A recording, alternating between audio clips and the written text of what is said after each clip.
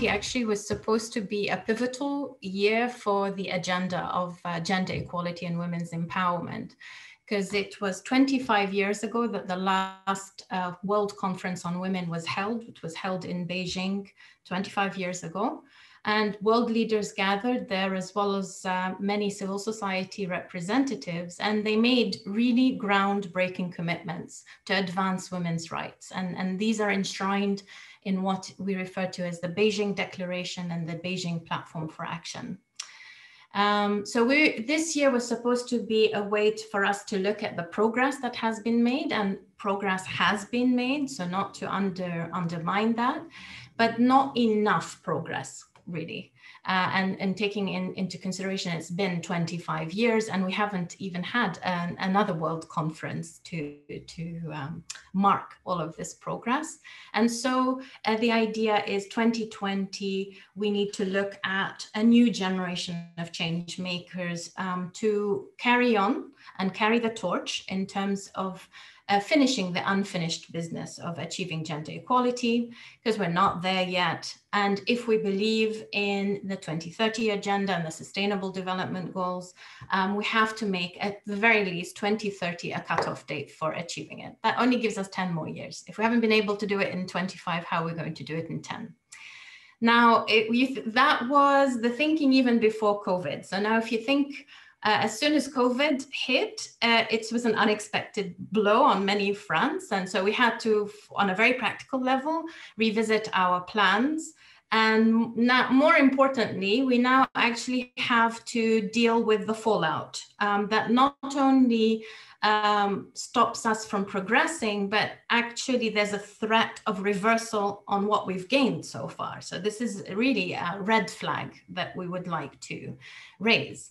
And as the countries are facing the crisis, we want to highlight that whatever efforts are put in place, they should do no harm, and they shouldn't jeopardize these fragile gains that have been made on gender equality.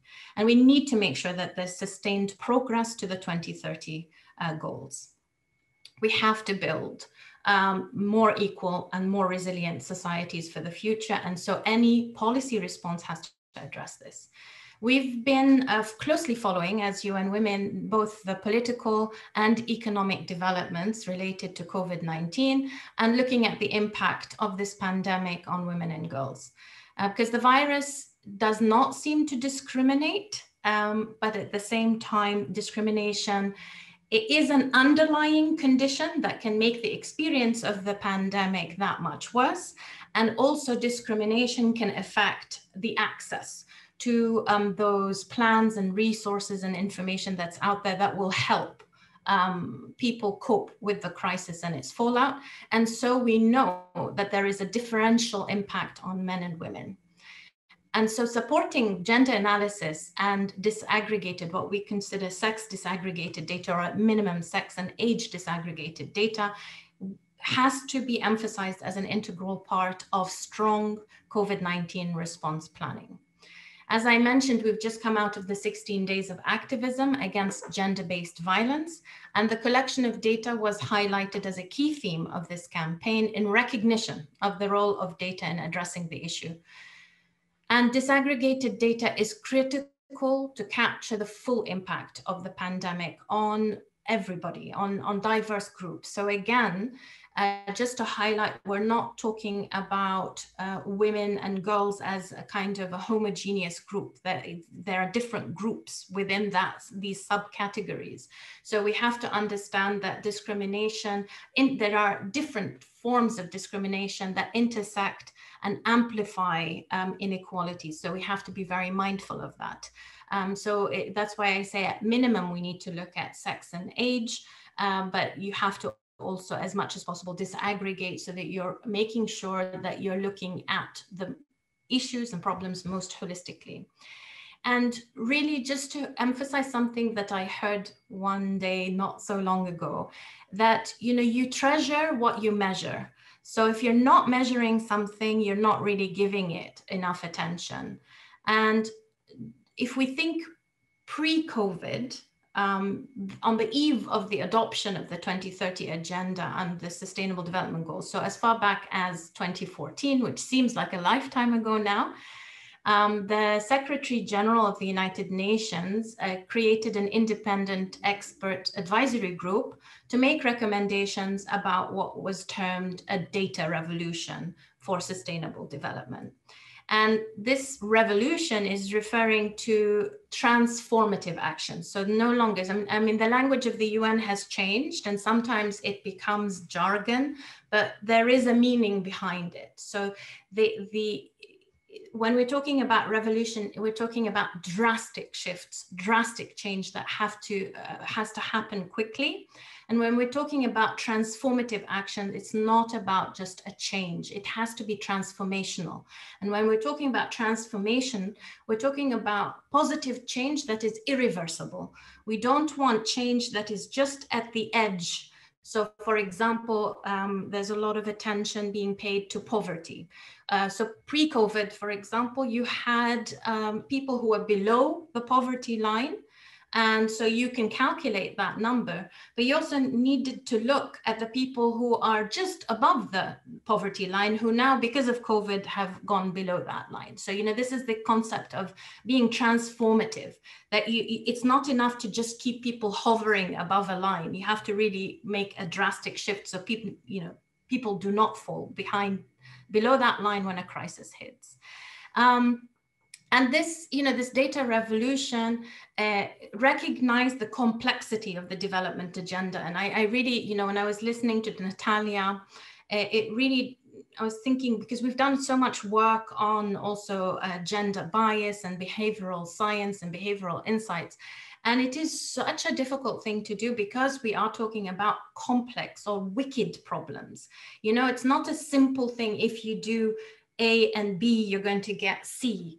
It's actually much more convoluted. And so we really do need systems that are in place that recognize this level of complexity, that recognize discrimination and build capacities, just as in the example we've heard from Odir, and literacy around the issues. And that includes data and data analytics. We have to modernize our systems of quality data collection and liberating data to promote transparency and accountability, because, you know, information is power. Yes, data is power. And now if we think about where we are today, 6 years after this expert group was set up by the Secretary General, and, you know, all of these ambitions that are enshrined in the 2030 Agenda, we still see a very imbalanced picture.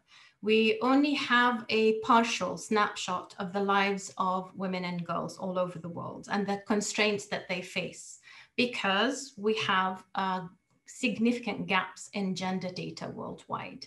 So even before COVID-19, only 31% of the gender-specific Sustainable Development Goal indicators could reliably be monitored at the global level. That's a very small percentage. And if we add to that characteristics such as age, race, disability, or, you know, place of dwelling, even fewer data are available.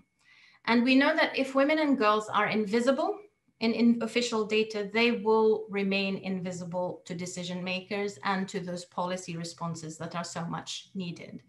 And as I mentioned before, now we have less than 10 years to change this situation. And making the invisible visible is absolutely the right thing to do if we have a human rights perspective on this. And at a time when we're expecting an economic downturn, we also have to look at protecting the investments of limited resources that are available. And we know that if decisions are informed by accurate data and that include a gender perspective, they're more likely to be effective. And that is why it's also the smart thing to do. As the UN Women Regional Office for Europe and Central Asia, we try to do our part. And in response to the pandemic and the relatively limited data that was available to us, we developed a rapid survey through one of our programs called Women Count to assess the gendered impact of COVID-19. I'm not going to go into all the findings. I don't think you will find it surprising when I give you some of the things that were revealed by this rapid gender assessment. But we know, for example, that women's economic security has been hit harder than men's because of the pandemic's impact on employment and income, but because of those underlying discrimination and inequalities that existed pre-COVID. And as women's economic security was impacted, their share of unpaid care and domestic work has increased instead of decreased. And although partners and children have been contributing to unpaid care and domestic work at higher levels than before because of the pandemic, women are still doing disproportionately more. And so their burden continues to increase. And so you still have that gap. It isn't 100% possible to give you data on the prevalence of violence because of ethical issues. It's very difficult to measure prevalence under the conditions imposed by the pandemic and the measures in place to deal with it. But just like you've been hearing in a lot of media reports that there have been increases in calls to hotlines during lockdowns, we also noticed through our rapid gender assessment that there was a significant number of women and men who felt or sensed that there were increases in domestic violence and discrimination against women. And if you'd like to learn more about or work on gender data, I encourage you all to visit the UN Women Data Hub, and I will ask my colleague Nergis, who's on the line, to maybe put the link in the chat so people can visit that. And also we have a datathon tomorrow, which will explore the gender data and look at how we can transform it into a visual product to be used for advocacy and awareness raising on gender equality across the region. And we really welcome insights into this. We all are aware that in this region, across the countries of this region and many countries around the world, there is a pushback against women's rights. And so we're working against a tide. And so we really are looking for insights into how we can effectively push back against this pushback, as our Secretary General says. And it's more critical than ever to renew and also sustain momentum on gender equality. And we can't afford to lose sight of the urgent need to make sure that girls and women and entire communities have agency, rights, and resources to live healthy and fulfilling lives. And especially in times of crisis, it's important to explore existing data resources. It's not about always creating something new, but are we using these data resources most optimally and effectively in our response? And since the pandemic began, most countries' regular statistical activities have been disrupted. And this makes it very difficult to assess the pandemic's impact fully or to target policies accordingly, especially for those who are most excluded and discriminated against.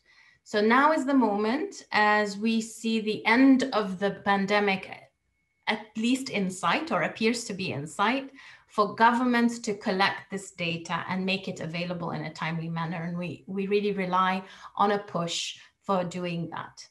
It's absolutely imperative to cooperate also with data users to make sure that gender is integrated in national and subnational, regional, global, at all levels response plans. So not only to achieve better outcomes for women and girls, but we really truly believe that this will achieve better outcomes for everyone. And let us not try to oversimplify. We are dealing with complex issues here. So we need to have that lens that we look at it and try through data to address the many aspects that are at play. And actions speak louder than words. I mean, we can talk through these kinds of events, and they are really fantastic. This is an amazing event. There's so many interesting topics being put forward, but I really hope that everybody takes something out of this meeting and really thinks about how to action some of the ideas that are being generated.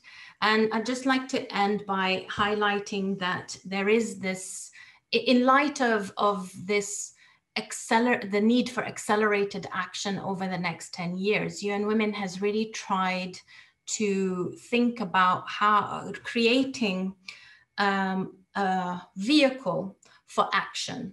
And this is what's called the Generation Equality Initiative. So the idea behind it is to really recognize the work that has been done by generations that have come before in terms of setting those standards that are enshrined in the Beijing Platform for Action of the Beijing Declaration, and use that as a starting off point to accelerate and really make that transformation happen. And that means that we need to bring that older generation together with a younger generation, create that dialogue, bring partners around the table that are going to be able to leverage all of the pieces together. And through this initiative, which was supposed to have like key events this year that have been moved into 2021, there are going to be the launch of these action coalitions. And these action coalitions bring together different partners. So it's governments, it's civil society organizations, international organizations, young people, private sector, whoever wants to be part of the action to really decide on these game-changing actions that will bring about that irreversible change. One of the 6 action coalitions is on innovation and technology, which might be interesting for the group here today. And also data has been recognized as a cross-cutting lever across all the different action coalitions. So I really hope that you put forward some of your innovative ideas about how to use data for change and how to get engaged in this global initiative. And I look forward to being able, hopefully, to answer some of your questions. But thank you very much for this opportunity.